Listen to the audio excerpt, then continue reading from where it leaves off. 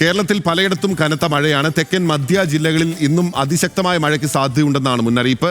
6 ജില്ലകളിൽ orange alert പ്രഖ്യാപിച്ചു. ബാക്കി ജില്ലകളിൽ യെല്ലോ അലർട്ടാണ്. Chandu, good morning. ഇപ്പോൾ മഴയില്ല അല്ലേ തിരുവനന്തപുരത്ത്? ബാക്കി ജില്ലകളിലെ മഴയുടെ സാഹചര്യം എന്താണ്? എങ്ങനെയാണ് പുതിയ അലേർട്ട്?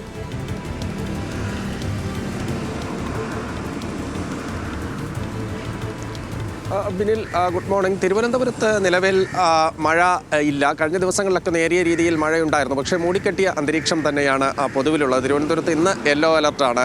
നേരത്തെ ബിനിൽ സൂചിപ്പിച്ചതുപോലെ തന്നെ അതിതീവ്രമായ മഴയ്ക്കുള്ള സാധ്യതയാണ് പ്രധാനമായും സംസ്ഥാനത്ത് അടുത്ത 3 ദിവസങ്ങളിൽ കാണുന്നത്.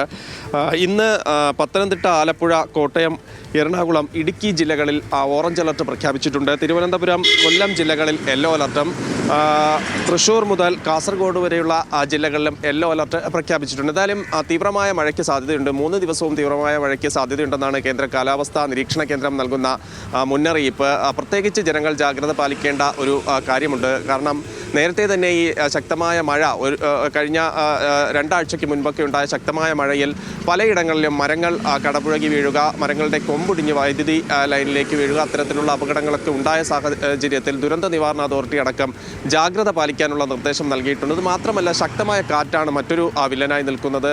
മണിക്കൂറിൽ 50 മുതൽ 60 കിലോമീറ്റർ വരെ വേഗതയിൽ കാറ്റ് വീശാനുള്ള സാധ്യതയുള്ളതിനാൽ ജാഗ്രത പാലിക്കണമെന്ന നിർദ്ദേശം നൽകിയിട്ടുണ്ട്. പ്രത്യേകിച്ച് മത്സ്യ തൊഴിലാളികൾ ജാഗ്രത പാലിക്കണം, തീരദേശ വാസികൾ ജാഗ്രത പാലിക്കണമെന്നാണ് കേന്ദ്ര കാലാവസ്ഥാ നിരീക്ഷണ കേന്ദ്രവും ദുരന്ത നിവാരണ അതോറിറ്റിയും ഒക്കെ നൽകുന്ന മുന്നറിയിപ്പ്. തെക്കൻ ജില്ലകളിൽ കൊല്ലം, തിരുവനന്തപുരം, ആലപ്പുഴ ജില്ലകളിൽ വരെ ശക്തമായ കടലേറ്റം ഉണ്ടാകാനുള്ള സാധ്യതയുണ്ട്. കള്ളക്കടൽ പ്രതിഭാസത്തിൻ്റെ ഒരു സാഹചര്യം നിലനിൽക്കുന്ന സാഹചര്യത്തിലാണ് ഇത്തരത്തിൽ കടലേറ്റം ഉണ്ടാകാനുള്ള സാധ്യത ഉള്ളതായി മുന്നറിയിപ്പ് നൽകിയിട്ടുള്ളത്. എന്തായാലും ശക്തമായ മഴ വരുന്ന 3 ദിവസവും തുടരുമെന്നാണ് കേന്ദ്ര കാലാവസ്ഥാ നിരീക്ഷണ കേന്ദ്രം വ്യക്തമാക്കുന്നത്. അതുകൊണ്ട് തന്നെ മലയോര മേഖലകളിലൊക്കെ താമസിക്കുന്നവർ ജാഗ്രത പാലിക്കണം. മണ്ണിടിച്ചിലിനൊക്കെയുള്ള സാധ്യതയുണ്ട്. ഇന്ന് തന്നെ പല സ്ഥലങ്ങളിലും വിനോദസഞ്ചാര കേന്ദ്രങ്ങളിലൊക്കെ ശക്തമായ മഴ പെയ്യുന്ന ഒരു സാഹചര്യമുള്ളതിനാൽ വിനോദസഞ്ചാര കേന്ദ്രങ്ങളിലേക്ക് പോകരുത് എന്ന തരത്തിലുള്ള മുന്നറിയിപ്പൊക്കെ നൽകിയിട്ടുണ്ട്. അത്തരത്തിലുള്ള മുന്നറിയിപ്പുകൾ വരും മണിക്കൂറുകളിൽ വരാനുള്ള സാധ്യതയുണ്ട്. എന്തായാലും 10 മണിയോടുകൂടി കാലാവസ്ഥാ നിരീക്ഷണ കേന്ദ്രത്തിൻ്റെ പുതിയ അപ്ഡേറ്റ്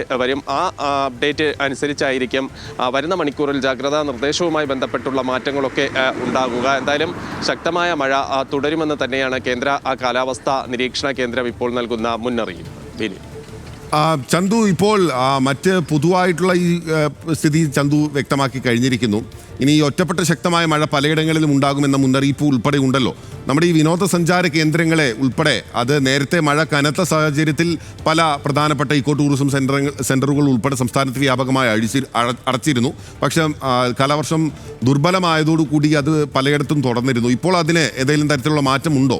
ഈ ടൂറിസം കേന്ദ്രങ്ങളെ സംബന്ധിച്ച് യാത്രക്കാർ കൂടുതൽ സൂക്ഷിക്കേണ്ട ഒരു സമയമാണല്ലോ.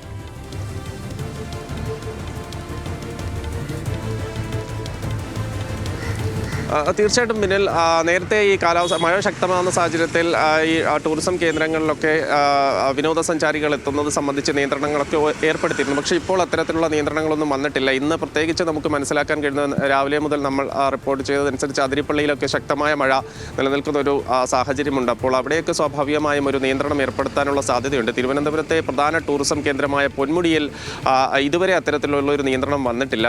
കാരണം തിരുവനന്തപുരത്തെ സംബന്ധിച്ചിടത്തോളം കഴിഞ്ഞ ദിവസങ്ങളിലൊക്കെ നേരിയ മഴയാണ് ഉണ്ടായിരുന്നത്. ഇന്നും ഒരു മൂടിക്കെട്ടിയ അന്തരീക്ഷം ഉണ്ട് എന്നല്ലാതെ മഴ ഇതുവരെ ശക്തമായ ഒരു സാഹചര്യം തിരുവനന്തപുരം ജില്ലയിലില്ല. എന്തായാലും വരും മണിക്കൂറുകളിൽ ഈ കാലാവസ്ഥാ നിരീക്ഷണ കേന്ദ്രത്തിൻ്റെ ഒരു വിലയിരുത്തലനുസരിച്ച് ഈ മുന്നറിയിപ്പുകളിലൊക്കെ മാറ്റം വരും. കാരണം ഓറഞ്ച് അലർട്ട് അടക്കം ജില്ലകളിൽ പ്രഖ്യാപിച്ച സാഹചര്യമുണ്ട്. മാത്രമല്ല മറ്റ് ജില്ലകളിലൊക്കെ യെല്ലോ അലർട്ട് നിൽക്കുന്നു. യെല്ലോ അലർട്ട് നിൽക്കുന്ന ജില്ലകളിലും ഈ ഓറഞ്ച് അലർട്ടിന് സമാനമായ ജാഗ്രത പാലിക്കണമെന്ന നിർദ്ദേശം നൽകിയിട്ടുണ്ട്. ജില്ലാ ഭരണകൂടങ്ങൾ അതുമായി ബന്ധപ്പെട്ടുള്ള ജാഗ്രതയും കർശനമായ നിരീക്ഷണവും ഒക്കെ നടത്തണമെന്നാണ് പറയുന്നത്. എന്തായാലും ദുരന്ത നിവാരണ അതോറിറ്റി ഇതുമായി ബന്ധപ്പെട്ട് പൊതുവിൽ ഒരു ജാഗ്രതാ നിർദ്ദേശം പുറപ്പെടുവിച്ചിട്ടുണ്ട്. അത് മലയോര മേഖലകളിൽ താമസിക്കുന്നവർക്കായിരുന്നാലും തീരദേശ ഭാഗത്ത് താമസിക്കുന്നവർക്കായിരുന്നാലും ഒക്കെ അത്തരത്തിലുള്ള ഒരു ജാഗ്രതാ നിർദ്ദേശം നൽകിയിട്ടുണ്ട്. മറ്റൊരു പ്രധാനപ്പെട്ട കാര്യം ഈ വെള്ളക്കെട്ട് രൂപപ്പെടുന്നതാണ്. മഴ ശക്തമായാൽ റോഡുകളിലൊക്കെ വെള്ളക്കെട്ട് രൂപപ്പെടാനുള്ള സാഹചര്യവും കുഴികളിലൊക്കെ പെട്ട് അപകടത്തിൽപ്പെടാനുള്ള ഒരു സാഹചര്യവും അത് മുന്നറിയിപ്പായി തന്നെ പ്രത്യേകിച്ച് ദുരന്ത നിവാരണ അതോറിറ്റി എടുത്ത് പറഞ്ഞിട്ടുണ്ട്. മറ്റൊരു കാര്യം നേരത്തെ പറഞ്ഞതുപോലെ ഈ വൈദ്യുതി ലൈനുമായി ബന്ധപ്പെട്ടതാണ്. വൈദ്യുതി ലൈൻ പൊട്ടി